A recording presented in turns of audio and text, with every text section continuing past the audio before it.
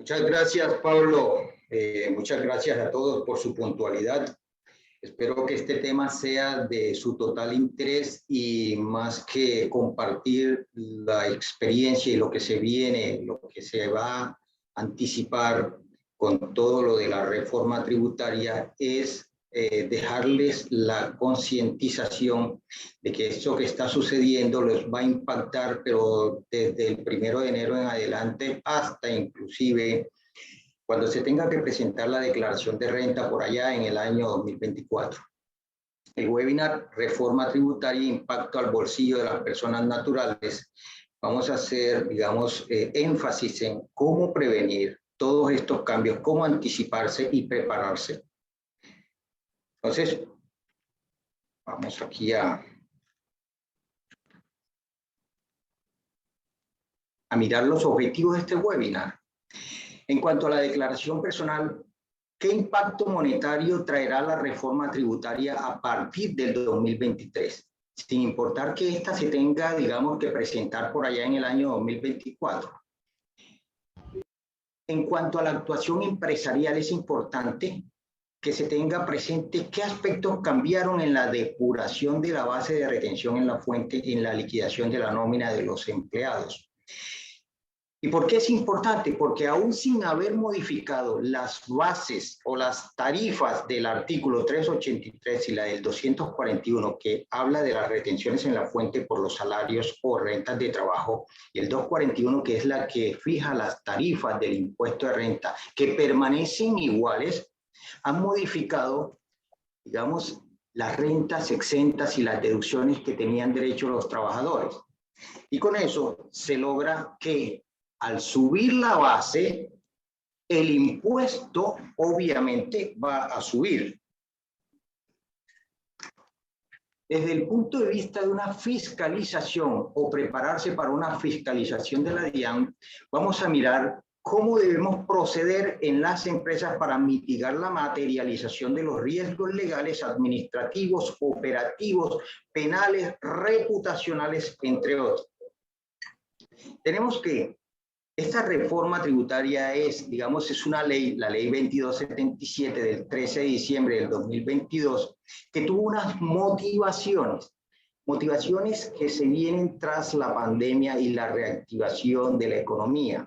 Entonces, esta ley realmente lo que trata es de adoptar una reforma tributaria para la igualdad y la justicia social. Entonces quiero que tengan presente esa palabrita de igualdad o equidad y justicia social. Y además dicta otras disposiciones. Estas quedan contenidas en el objeto de la ley. Y es que con el propósito de apoyar el gasto social en la lucha por la igualdad y la justicia social y consolidar el ajuste fiscal, la presente ley tiene por objeto adoptar una reforma tributaria que contribuya a la equidad, progresividad y eficiencia del sistema impositivo a partir de la implementación de un conjunto de medidas dirigidas a fortalecer la tributación de los sujetos con mayor capacidad contributiva y, por obvias razones, robustecer los ingresos del Estado, reforzar la lucha contra la evasión, el abuso y la elusión, y promover el mejoramiento de la salud pública y el medio ambiente. Entonces vamos a mirar el impacto que va a tener esta reforma tributaria desde la liquidación del impuesto de renta o retenciones en la fuente de las personas naturales, pero también vamos a mirar qué posibilidades y qué oportunidades se presentan con este cambio. Por ejemplo, cuando habla de reforzar la lucha contra la evasión, el abuso y la elusión, aquí dentro de la reforma tributaria existe la posibilidad de que las personas naturales puedan deducir del impuesto de renta el 1% de las compras que hagan, siempre y cuando éstas sean con factura electrónica, hasta un tope de 10.2 millones de pesos. Es importante que se tenga siempre presente que de aquí en adelante todas las compras que hagamos solicitamos, exijamos la factura electrónica, la conservamos para que cuando llegue el momento de presentar nuestra declaración de renta, estas sirvan de base para disminuir la, digamos, la base de liquidación y nos permitan un mejor o un mayor aprovechamiento de las deducciones. Además de promover el mejoramiento de la salud. ¿Por qué? Salud pública y el medio ambiente. Recuerden que se han empezado a mirar temas de impuestos para los alimentos con altos contenidos de azúcar, altamente procesados, y además, para mejorar el medio ambiente, un impuesto para los plásticos de un solo uso.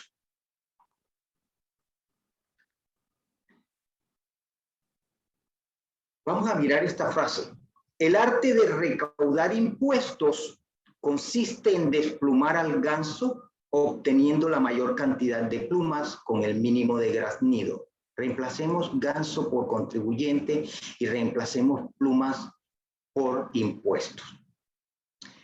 Y graznidos con bulla. Entonces, en el arte de recaudar impuestos consiste en desplumar al ganso obteniendo la mayor cantidad de plumas con el mínimo de graznido. Jean-Baptiste Colbert. Resulta que la reforma inicialmente esperaba recaudar 25 billones de pesos. Los graznidos, la bulla, la prensa, los gremios hicieron que esta tuviera unos recortes durante su análisis que la llevaron a que solo se estime recaudar 20 billones de pesos, un 20% menos. Y entre esas alternativas que se eliminaron, recuerden que se pretendía poner a tributar a las personas naturales pensionadas, y pensionadas a partir de 13 millones de pesos en adelante. Entonces hubo un recorte, digamos, en ese sentido, cosa que hizo que se cayera esa percepción de recaudo. Sin incrementar las tarifas de impuesto de renta de personas naturales, se espera obtener mayor cantidad de impuestos entre agosto y octubre del 2024, porque realmente en aquella época, es más, anticipándome, las declaraciones de renta de este año arrancan el 9 de agosto y terminan el 19 de octubre. Igual sucederá por allá para el año 2024, pero la reforma tributaria no está planteada para que el recaudo se haga por allá en el 2024, sino que desde este mismo año empiece el recaudo, el impacto, la metida de mano al bolsillo de las personas. ¿Cómo? Aún sin incrementar entonces las tarifas, ya no del impuesto de renta, sino de las retenciones en la fuente, que, como les dije, en el 383 permanecen intactas, se espera obtener mayor recursos a partir de enero del 2023. El impuesto a los plásticos de un solo uso, a las bebidas azucaradas y los productos comestibles ultraprocesados. Al final, mire que nos van a terminar metiendo la mano al bolsillo porque esto es un impuesto monofásico, es decir, desde el productor, desde el importador, que se traslada vía precio al consumo. Entonces nosotros, si estamos acostumbrados a tomar gaseosas, estas gaseosas vamos a encontrarle un incremento de precio, además del que ya viene, digamos, por ese incremento sostenido de los precios producto de la inflación. Este año, pues, es bastante altísima. Todo esto se va a trasladar al precio final. ¿Por qué debemos pagar impuestos? Y debemos pagar impuestos sencillamente porque como colombianos estamos obligados constitucionalmente, ¿sí? En el capítulo 5, que habla de los deberes y obligaciones, en el artículo 95, numeral 9. Y el 95 hace mención de que la calidad de colombiano enaltece a todos los miembros de la comunidad nacional. Todos están en el deber de engrandecerla y dignificarla. El ejercicio de los derechos y libertades reconocidos en esta Constitución implica responsabilidades que en el numeral 9 del 95 dice que contribuir al financiamiento de los gastos e inversiones del Estado dentro de los conceptos de justicia y equidad. Frase que estaba en el encabezado de la Ley 2277. Igualdad y justicia social. ¿Y cómo vamos a contribuir? Obviamente pagando impuestos, declarando, pero al mismo tiempo hay unas empresas que en el intermedio están obligadas a hacer la respectiva retención o detracción al ingreso. Se llama retención en la fuente, que es el mecanismo de recaudo anticipado del impuesto que persigue. ¿Y quiénes son agentes de retención en la fuente? Lo estipula por allá el 368 del Estatuto Tributario, en el que indica que son agentes de retención o percepción las entidades de derecho público, los fondos de inversiones, los fondos de valores, los fondos de pensiones de jubilación e invalidez, los consorcios, las comunidades organizadas, las uniones temporales y debieron haberse ahorrado tanta palabra y decir simplemente todas las personas naturales o jurídicas, sucesiones ilíquidas y sociedades de hecho, que por sus funciones intervengan en actos u operaciones en los cuales deben, por expresa disposición legal, efectuar la retención o percepción del tributo correspondiente, en este caso el impuesto de renta. Es irlo reteniendo en la medida en que se van obteniendo los ingresos. ¿Y qué pasa si la empresa omite esa responsabilidad del deber de hacer retenciones en la fuente? Pues entonces pasa esa delgada línea de frontera en la que precisamente hay una infracción a una norma tributaria y pasa a una penal.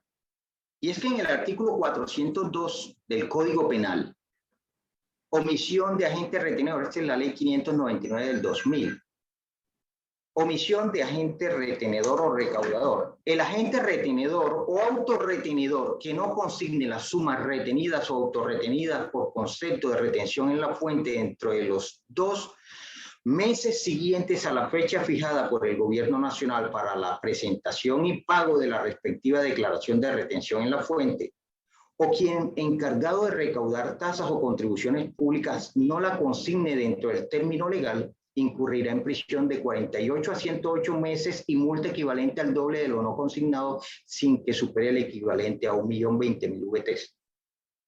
Entonces, no es que se deje de hacer una retención en la fuente y simplemente tenga una infracción tributaria. Es que esa infracción tributaria me lleva a mí a cometer un delito consagrado en el Código Penal en el 402. Otras consideraciones de la retención en la fuente. Entonces, la finalidad de la retención en la fuente es que el impuesto se recaude dentro del mismo ejercicio gravable en que se cause. Y no quiere decir que lo voy a pagar por allá en el 2024 cuando empiecen los vencimientos del impuesto de renta. Si no retuvo, pues entonces asúmala, porque usted puede cometer o puede quedar en curso de la comisión del delito de omisión de agente retenedor. En el 370 del Estatuto Tributario, pues además puede solicitarle el reembolso al contribuyente, pero las sanciones siguen siendo y los intereses siguen siendo del infractor. Retenga el agente retenedor que por sus funciones intervengan en actos u operaciones en los cuales deba, por expresa disposición legal, efectuar retención en la fuente. Debe hacerlo y además de retener, tiene que declarar y consignarlo. Y al final expida el certificado de retención en la fuente. La reforma tributaria para las personas naturales. Mire, la declaración de renta del 2023 tiene un mayor impacto entre los que obtienen ingresos superiores a 15 millones de pesos mensuales y que deberán declararlo en el 2024. Pero ese impacto se va a sentir en las retenciones en la fuente que inician desde el 1 de enero del 2023. Y además, sorpresivamente, vamos a encontrar que esas retenciones en la fuente pueden incrementarse en el transcurso del año. El impuesto al patrimonio. Resulta que ese impuesto al patrimonio del 2023 hay que liquidarlo y pagarlo en mayo de este año con una base patrimonial del 1 de enero del 2023. Y esa base patrimonial no es la misma, la del corte de diciembre 31 del 2022 que vamos a declarar, digamos, por allá, ahorita en los meses de agosto y octubre, sino que se rueda al 1 de enero. Y recuerden que, por ejemplo, aquí en Cartagena o Bogotá o en algunas ciudades, con ese tema del catastro multipropósito, aquí en Cartagena los avalúos catastrales, se ha disparado, se ha duplicado, digamos, el valor catastral y eso hace que la base del impuesto al patrimonio se incremente. Incrementando, eso sí, pues el impuesto al patrimonio arranca por allá desde 3.500 millones de pesos, eliminando las primeras 500 destinadas a la vivienda de habitación del contribuyente. Los dividendos se suman a la base de las rentas generales y no se liquidan en una cédula independiente como en años anteriores. Para quienes tienen de pronto dividendos de Ecopetrol, del Grupo Aval o de entidades similares. Entonces, antes de abordar todo este tema de cómo va a ser el impacto de la reforma tributaria a las personas naturales, vamos a mirar desde la actuación personal, cómo debemos nosotros empezar a concientizarnos, a blindar, digamos, toda esta situación nuestra. Lo primero que debemos hacer es reunir y entregar los documentos soporte de las deducciones. ¿Y cuáles son esos documentos soportes que me permiten a mí disminuir mi base de retención en la fuente? Pues son los que están contenidos por allá en el artículo 387 del Estatuto Tributario. Si tengo dependientes económicos, pues entonces puedo entregar el registro civil si ese dependiente económico se refiere de un hijo hasta los 18 años, o si tiene entre 18 y 23 años, pues debe estar estudiando en una institución de educación superior. Y si es mayor de 18 años, pero no está estudiando, puede seguir siendo dependiente siempre y cuando tenga una situación, digamos, de dependencia originada por factores físicos o psicológicos. Y aquí hubo un cambio importante en la reforma tributaria, y es que para las personas con factores físicos o psicológicos arrancaba hasta la norma anterior desde los 23 años. Es decir, que podía ser dependiente entre 0 y 18 años, dejaba de serlo entre 18 y 23 porque debía estar estudiando y luego retomaba después de los 23. La norma corrige ese hierro y dijo, no, pues si es una persona, un niño especial, pues entonces siempre va a ser dependiente económico, inclusive desde los 18 años en adelante. Otros dependientes económicos, aparte de los hijos, pues es el cónyuge o compañero permanente que por ausencia de ingresos o ingresos inferiores a 260 VTs, es decir, que no gane o que no tenga unos ingresos superiores al año de 11.027.000 pesos, o que esté en condiciones de dependencia por factores físicos o psicológicos, podrá ser dependiente. Igualmente, los padres y hermanos del contribuyente, digamos, por ausencia de ingresos inferiores a 11 millones de pesos o factores físicos y psicológicos. Entonces, ya tenemos la primera deducción. ¿Qué debo aportar para que mi retención en la fuente disminuya? Pues el certificado dependiente. Además, puedo también, si tengo medicina prepagada, puedo aportar el certificado del valor pagado certificado del año inmediatamente anterior, pero todo esto está limitado a 16 VTs, y esas 16 VTs para este año equivale a 679.000 pesos mensuales. Igualmente, el dependiente económico tiene la posibilidad de deducir, de descontar el 10% del ingreso bruto. Entonces, una persona que se gana 5 millones de pesos, el 10% equivale a 500.000 pesos. Si se gana 10 millones, equivale entonces a 1 millón de pesos ese 10%. Si se gana 15, ya ahí debemos enfrentarlo al tope de las 32 VTs del límite, que, digamos, lo lleva hasta un tope de 1.357.000 pesos. Por lo tanto, no puede tomarse 15, de los 15 millones, 1.500.000, sino llevarlo hasta el límite del 1.357.000. Ahí empezamos a mirar esa limitación de las deducciones. Entonces ya tenemos dependientes, medicina prepagada, certificado con un límite de 16 VTs, y si tiene intereses en adquisición de vivienda, puede entregar el certificado, y eso también tiene un límite de 100 VTs que equivale a 4.241.000 pesos mensuales para este año 2023. Entonces, ya ahí he mencionado las 3 posibilidades de deducciones contenidas en el 387 del Estatuto Tributario. Si no tiene deducciones, si no tiene dependientes, si no tiene medicina prepagada, si no está pagando apartamentos, entonces tiene la posibilidad de disminuir la base. ¿De qué manera?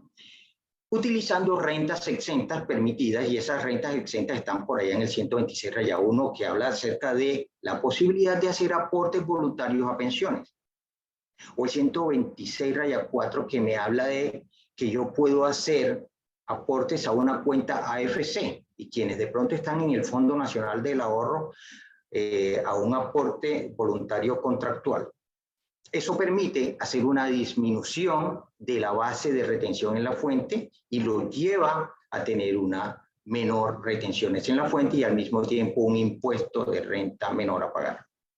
Habiendo definido entonces las deducciones y las rentas exentas que me permiten a mí disminuir la base de retención, entonces el siguiente paso es escoger el procedimiento de retención en la fuente. El procedimiento lo escoge el trabajador, pero siempre que ingresa por primera vez a la organización, entrará con procedimiento 1 y es: tome el salario, depúrelo hasta que lo lleve a la base de retención en la fuente, llévelo a la tabla del 383 y defina cuál es la retención en la fuente.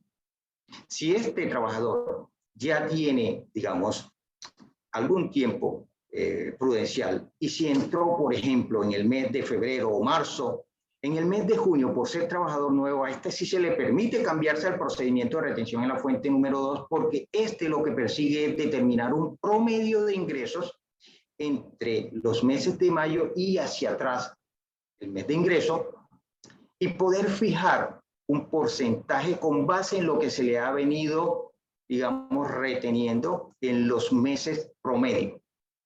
Y ese porcentaje es el que se va a aplicar al siguiente semestre, es decir, en los meses de junio y de diciembre se hace el cálculo y se aplica el porcentaje fijo al siguiente mes. Pero esto da como resultado, por eso menciono procedimiento 1 y 2. El procedimiento 1 retiene lo que en realidad está ganando la persona en el momento y el impuesto se está yendo vía retención. En el procedimiento 2, la persona fija un porcentaje y aun cuando se le aumente el salario, siempre va a tener el mismo porcentaje de retención en la fuente, llevándolo a que la retención en la fuente sea por debajo de lo que en realidad debió ser. ¿Pero para qué sirve esto? Para aquellas personas que de pronto tienen o vienen arrastrando un saldo a favor susceptible de devolución, pero que no lo han querido solicitar. Entonces, prefieren ir compensando con una menor retenciones en la fuente certificada y el impuesto de renta puede que sea superior, entonces es el momento de aprovechar e imputar esos saldos a favor a las declaraciones posteriores. Es una forma, digamos, de ir eliminando los saldos a favor. Siguiente, pues proyectar la declaración de renta con base en los soportes. Entonces, cuando ya estamos acercándonos a por lo menos a mitad de año e ir haciéndole el análisis hacia los siguientes meses, ya sabemos nosotros que el resultado del impuesto de renta que se derive del 2023 tiene que estar sujeto a lo que nosotros hayamos proyectado. Y si por alguna razón que voy a mencionar más adelante, el impuesto se dispara, debemos entonces finalmente definir los recursos para el pago de los impuestos a realizar por allá en el 2024. Definir recursos para pagar quiere decir cómo voy a financiar, cómo voy a pagar el impuesto. Pues ahí tenemos a Confenalco o tenemos nuestros fondos de empleados para solicitar un crédito con unas tasas mucho más asequibles, entre el 15 o de pronto un 9%, y no irse a un banco a hacer un préstamo y pagar unas tasas del 32% hasta el 36%. Lo mismo sucede cuando hemos venido, digamos, con unos saldos a favor y resulta que esos saldos a favor susceptibles de devolución había que esperar a que saliera la reforma tributaria porque bien lo había anunciado de que los pensionados iban a tributar. Entonces, ¿qué iba a pasar si estos pensionados traían saldos a favor susceptibles de devolución? Si entraba la reforma con pensiones, digamos, o digamos, afectando a los pensionados, pues entonces esos saldos a favor iban a servir porque ya no le iban a seguir aplicando seguramente retenciones en la fuente. Era el momento de empezar a hacer una imputación de esos saldos a favor contra las declaraciones que se presentaron. Es importante también que yo les menciono quiénes son declarantes de renta para el 2022, que ya pasó, y quiénes serán para el 2023. Entonces resulta que aquí nos vamos a ir al Decreto Único Reglamentario 1625 del 2016, que en su artículo 161.13.27 nos dice quiénes no están obligados a declarar renta. Si cumple con la totalidad de estas condiciones, no tendría que declarar renta. Y si por lo menos incumplen alguna de ellas, quiere decir que tendrá que declarar renta, pero eso no lo obliga a un pago. Me explico. La primera condición es que el patrimonio bruto de esa persona no exceda, no supere 4.500 VT. Es decir, que para el 2022 estaríamos hablando de 171 millones de pesos y para el 2023 de 190 millones de pesos. Entonces, tenemos el caso de que alguien tiene una casa, un apartamento que compró y que ese valor de compra fue de 180 millones de pesos en el 2022. Aun cuando lo deba todo, esta persona tiene que declarar renta. Ese es su patrimonio bruto. No estamos hablando de patrimonio líquido porque al mencionar la palabra líquida es que es de usted. Es decir, réstele las deudas.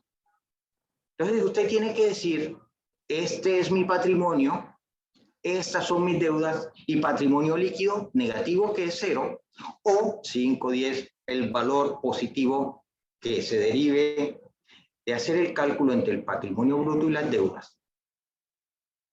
Y es que usted no puede aparecer de la noche a la mañana con un patrimonio ya saneado, porque allí podría entonces generar una suspicacia y podría más adelante tener que explicar si fue o no producto de un testaferrato. Entonces es mejor ir presentando sus declaraciones de renta, aunque sea por una sola vez.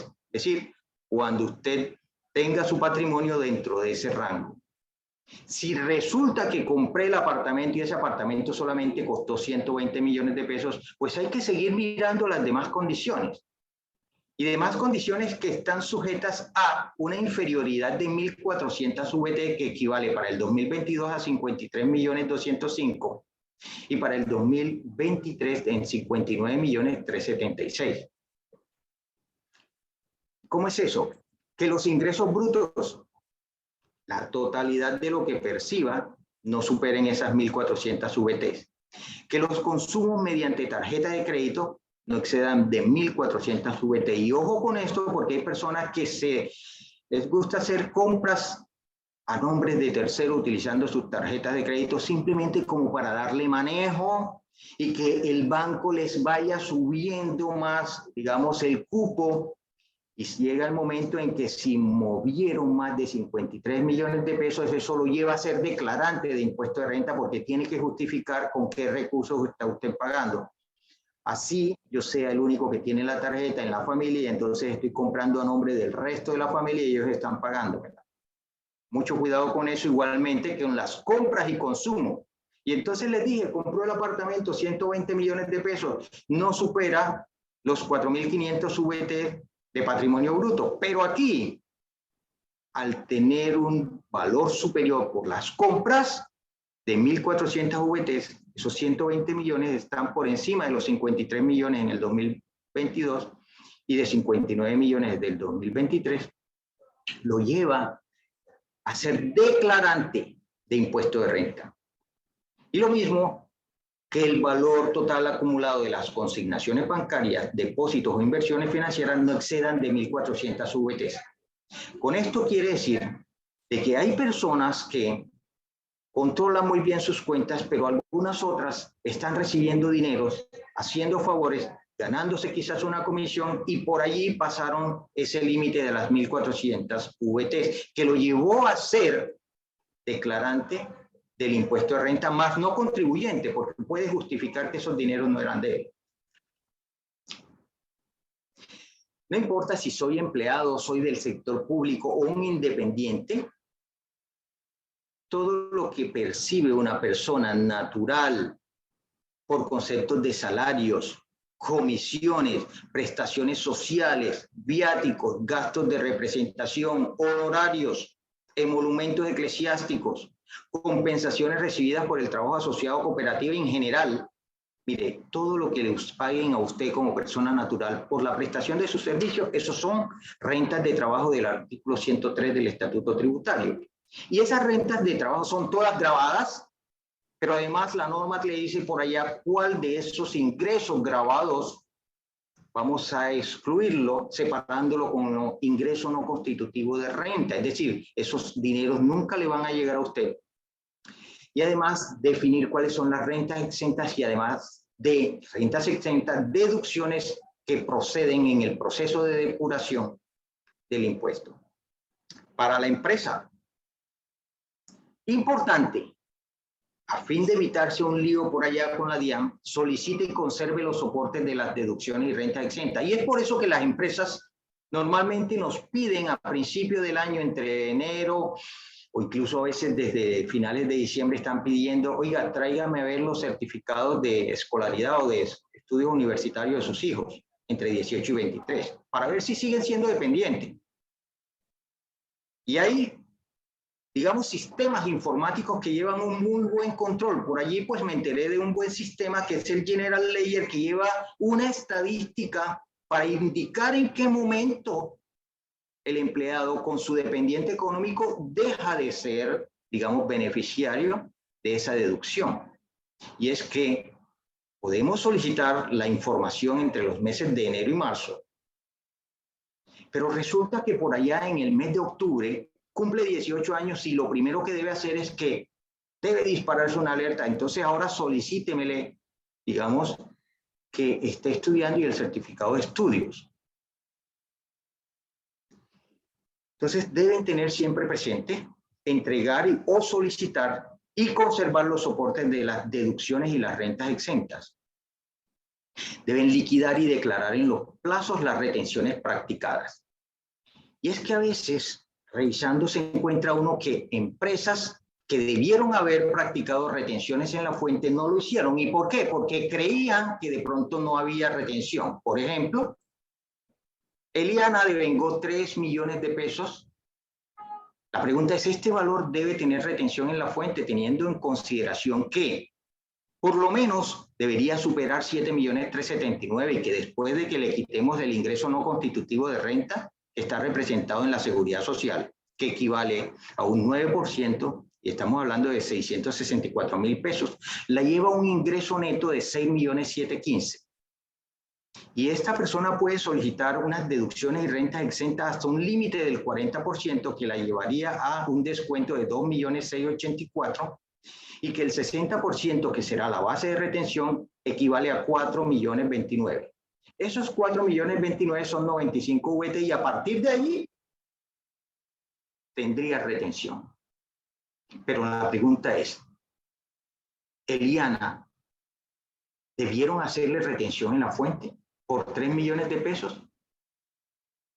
Y habría que contestar con otra pregunta. ¿Cuál es el salario mensual del IANA? Resulta que se encuentra uno con que el salario mensual de IANA es 18 millones de pesos, pero ella inició labores el 26 de enero del 2023. Entonces, esos 3 millones de pesos correspondieron a 5 días que multiplicado por 30 nos llevan a los 18 millones de pesos. Esos 18 millones de pesos tendrían un descuento en seguridad social. ¿Y por qué lo llevamos a 18 millones? Porque es que yo no puedo pretender aplicarle la tabla de retención en la fuente del artículo 383, que es mensual, a una fracción de mes.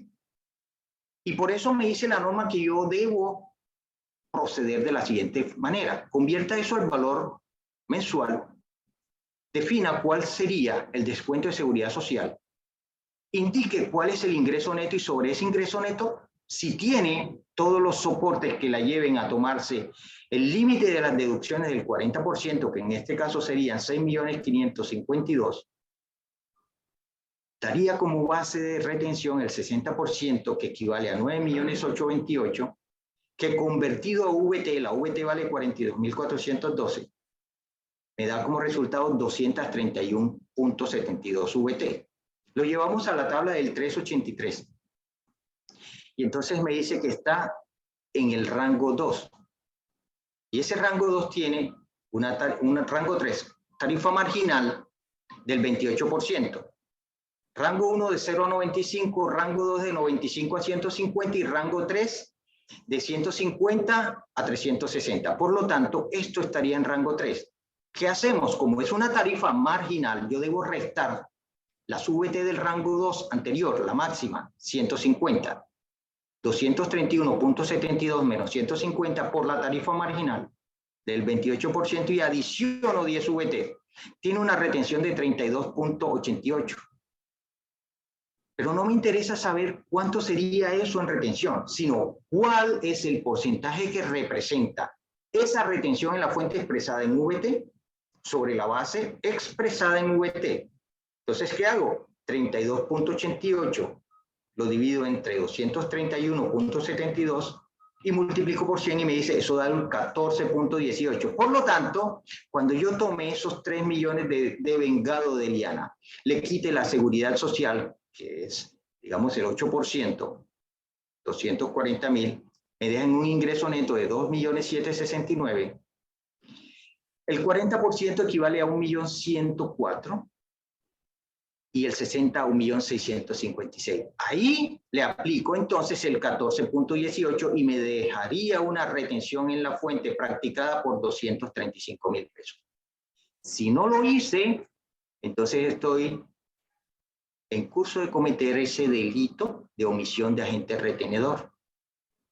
Si yo fuera funcionario de la DIAN, en una auditoría forense que quisiera hacer, pediría, o ni siquiera pediría, porque es que las empresas ya, además de estas liquidaciones de retenciones en la fuente y pagos, tienen que reportar la nómina electrónica de forma mensual y anual los medios magnéticos formato 2276, anual.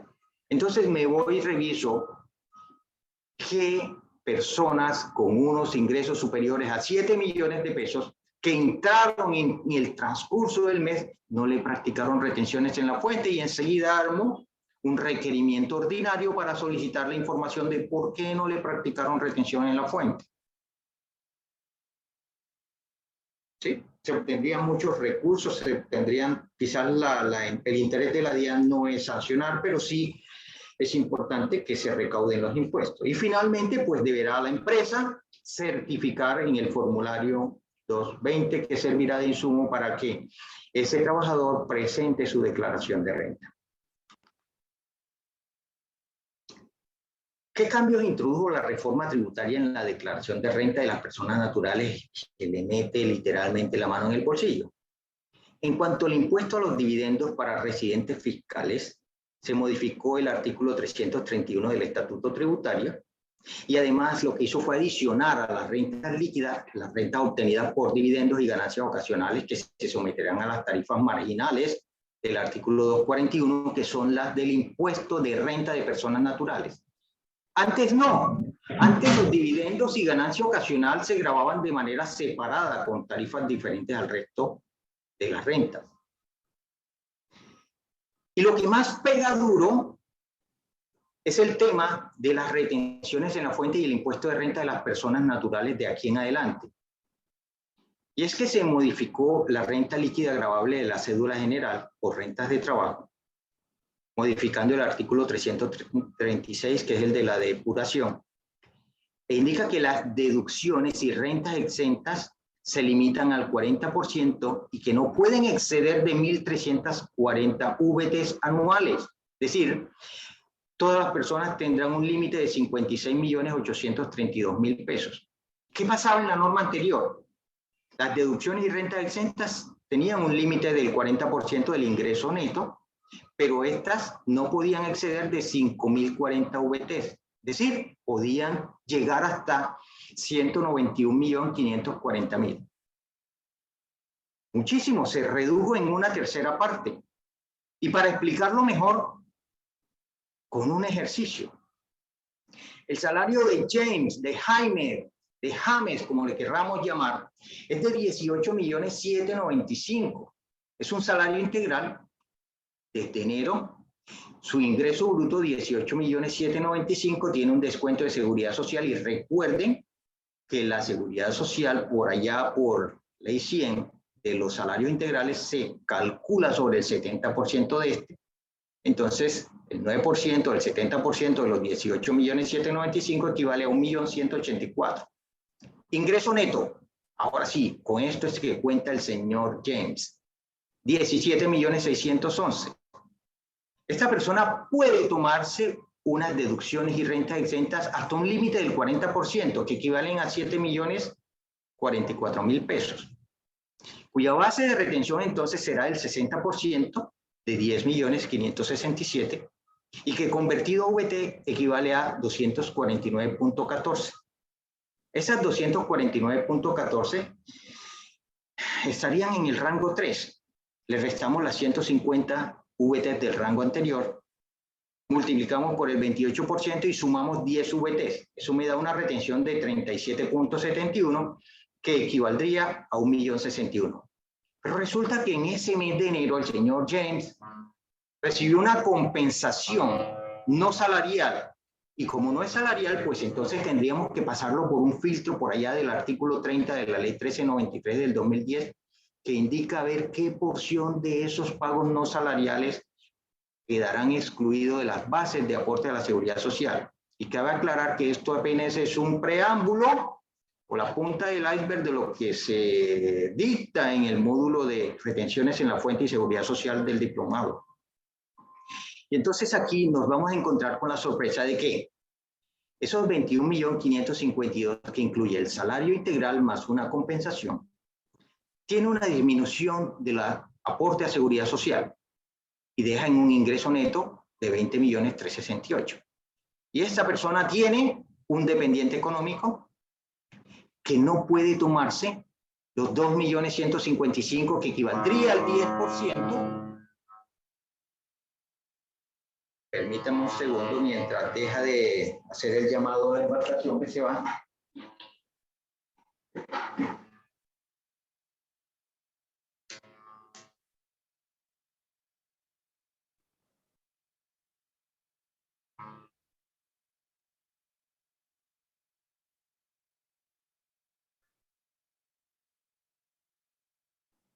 Tres cornetas, quiere decir de que ya tienen que irse.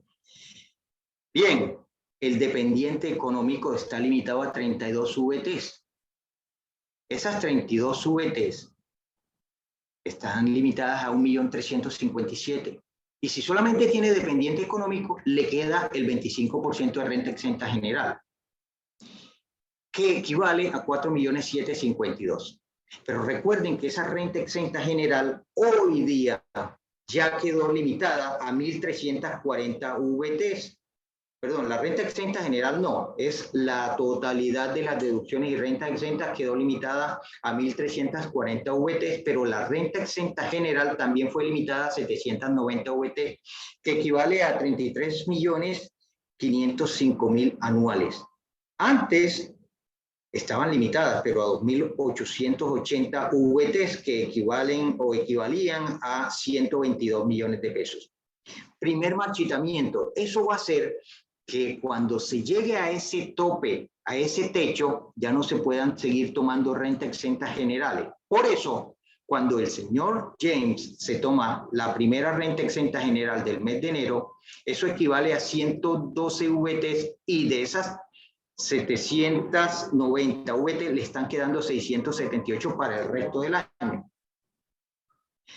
Y sumado la renta exenta general con el dependiente, que también está limitada a 1.340 y que equivalen a 56.830.000, está tomando 144 VTs y lo está dejando apenas con un saldo de 1.196.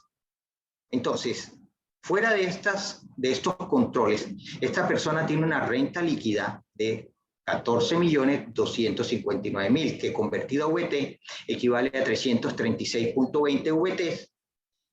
Está en rango 3, que deja como resultado una retención expresada en VT de 62.13. La retención que se le aplicaría sería de 2.635.000 pesos en el mes de enero si tiene compensación. para el mes de febrero. Y entonces, ¿por qué quiero llevarlo al mes de febrero? Porque en el mes de febrero se le va a pagar su salario sin compensación, descuento de seguridad social, se le quitan los dependientes, renta exenta general, y mire que ya empieza el marchitamiento a verse más. Esto equivale a 96 VT, le están quedando 582. Y entonces, ese límite, digamos, la sumatoria de deducciones y renta exenta, 5.420.000, corresponden a 128 VT, y está dejándole ya en 1.068. La retención para el mes de febrero sería de 2.056.000 pesos. Pero eso no es nada, sino que en septiembre, como aquí vamos con un marchitamiento, se va a terminar comiendo todas las deducciones y rentas exentas a que tiene derecho. Más o menos mal contado, en el mes de septiembre, octubre, esta persona, cuando reciba su salario, le descuentan los ingresos no constitutivos de renta, que son los de salud y pensión, lo dejan el ingreso neto, ya no va a tener oportunidad de descontar dependiente económico. Y mucho menos renta exenta general del 25%. Quedaría con una base de retención de 17.611.000, que equivale a 415 VTs, que llevado a la tabla de retención escala al siguiente, digamos, al siguiente rango, en donde vamos a descontarle las 360 VT, pero tiene una tarifa marginal del 33. Entonces, mira el impacto de la reforma tributaria en el bolsillo de las personas. Lo va a llevar al siguiente rango con tarifa del 33%, pero ya no va a sumar 10 VT, va a sumar 69, lo que dejaría en 87.22, y la retención a partir del mes de septiembre o de octubre será de aproximadamente 3.699.000 pesos. Y no es que sea un exceso de retenciones, es que para allá va su impuesto. ¿Y todo esto por qué?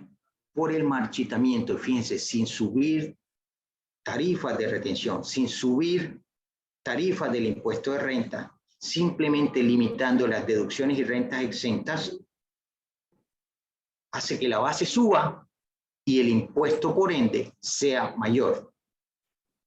En la vida hay dos cosas seguras, decía Benjamin Franklin, y a veces se le atribuye esta frase a John F. Kennedy. En la vida hay dos cosas seguras, la muerte y los impuestos. Y decía, primero los impuestos. Y es que aún después de muerto se tiene que cumplir con obligaciones tributarias.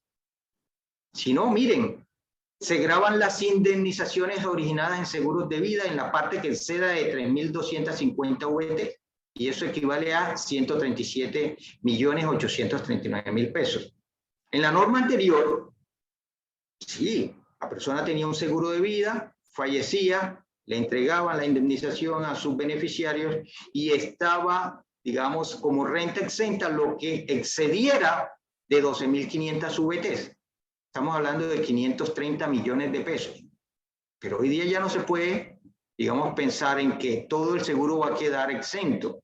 La parte que exceda de 137.8 millones de pesos será un ingreso grabado con una tarifa del impuesto de ganancia ocasional, que dicho sea de paso, en la reforma tributaria pasa del 10% en la norma anterior a un 15%.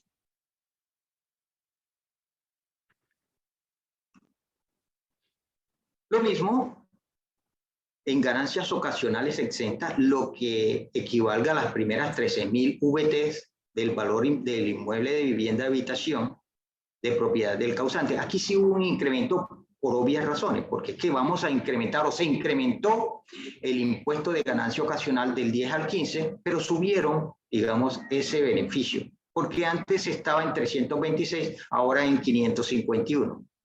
Y entonces las personas que lograron vender sus propiedades en el año 2022, que dijeron apenas suba Petro, pues bueno, no vamos a volver esto un lío político aquí, pero entonces resulta que vendieron sus propiedades y la ganancia ocasional que se generara en ese momento estaría tributando una tarifa del 10%. Quienes lo hagan a partir de este año, esa ganancia ocasional tendrá que tributar a 15%.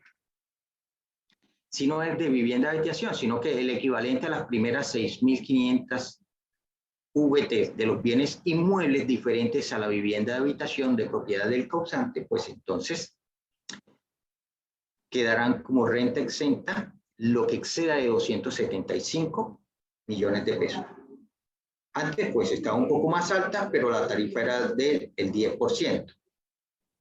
El equivalente a las primeras 3.500 VT del valor de las asignaciones por concepto de porción conyugal, de herencia, y es por eso que cuando se empezó a mirar todo el proyecto, muchas sociedades conyugales se separaron para poder, digamos, mantener dentro de los límites, porque a partir de en adelante del 2023, lo que exceda de 137 millones de pesos quedará grabado con ganancia ocasional. Lo mismo, el 20% del valor de los bienes derechos recibidos por personas diferentes a los legitimarios y o el cónyuge superstiteo sobreviviente por concepto de herencias, legados, y el 20% de los bienes y derechos recibidos por concepto de donaciones y de otros actos jurídicos intervivos celebrados a título gratuito sin que dicha suma supere el equivalente a 1.625 VT, es decir, 68.919. A partir de allí, ganancia ocasional con tarifa del 15%. Y siguen siendo exentos los libros, la ropa, los utensilios de uso personal y mobiliario de la casa del causante. La depuración del cálculo de la retención en la fuente para las personas independientes o del sector público son las mismas.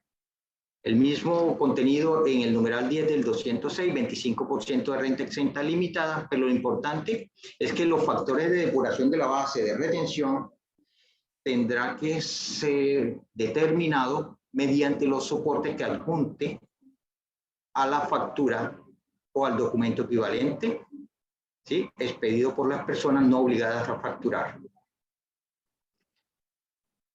Aquí tenemos la tabla de retención en la fuente. Fíjense que es la misma, lo único es que la tenemos ya actualizada. Y hay retenciones después de la depuración siempre que el valor exceda de 4.029.000. Y de acuerdo al ejercicio que ya habíamos hecho, pues más o menos mal contado 7 millones de pesos. Depurado llega a 4.029.000. Si no tiene deducciones dependientes o intereses de vivienda y no tiene rentas exentas, salvo la renta exenta general, podríamos estar hablando más o menos de un salario de 6 millones de pesos, ya sujeto a retenciones en la fuente. Obviamente va a ser declarante de impuesto de renta, pero eso no lo va a llevar a ser contribuyente, ¿ok? Declarante no contribuyente, no pagaría. Esta es la tabla de impuesto de renta de las personas naturales del artículo 241, que también se las dejo allí. Pues es un material que seguramente será compartido por la institución para que ustedes le hagan el seguimiento. A ver. Y finalmente, digamos, unas cifras actualizables que para cerrar les quiero dejar aquí con la siguiente presentación. Video muy cortico. Listo. Ha sido todo por hoy. Espero haber aclarado algunos conceptos. Espero más que todo sembrarles allí ese deseo de seguir ahondando más en el tema de, digamos, de las retenciones en la fuente y del impuesto, y dejarle abierta la posibilidad de que asistan a nuestro diplomado de nómina y prestaciones sociales en el que se encontrarán con esta temática. Agradezco mucho a todos por su asistencia y queda abierto aquí para de pronto algunas preguntas que quieran hacer.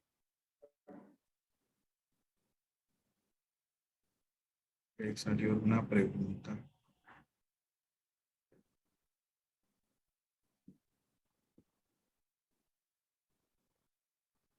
Aquí hacen una pregunta sobre el régimen simple de tributación. El régimen simple de tributación le conviene a un cierto grupo de personas en donde hay unas clasificaciones de actividades económicas, pero realmente puede que en la determinación del impuesto se encuentren con un menor valor a pagar. pero tiene unos compromisos y es que tiene que ir anticipando. A estos no le pueden hacer retenciones en la fuente, pero tiene que anticipar el impuesto, digamos, en unos ciertos periodos dentro del mismo año, y al final tendrá que la sumatoria ser su impuesto correspondiente. Pero mientras que una persona natural que de pronto pueda tener la posibilidad de depurar el ingreso y llevarlo a una tarifa en el que cuando se enfrente por allá en el artículo 241 a la tabla de impuesto, ni siquiera quede dentro de esas 1090 VTs, que lo llevaría a ser declarante contribuyente. Entonces, todo esto es casuístico, tocaría mirar a ver en qué actividad y cuál sería el nivel de ingresos que obtendría la persona. Bueno, no, ahí vamos teniendo esta información, obviamente la vamos a compartir todas las personas que se registraron para estar atentas a esta charla. De igual manera, el día de mañana va a estar publicado ya en nuestro canal de YouTube toda la conferencia completa para los que quieran volver a escuchar las anotaciones que nos hizo Leonardo con respecto a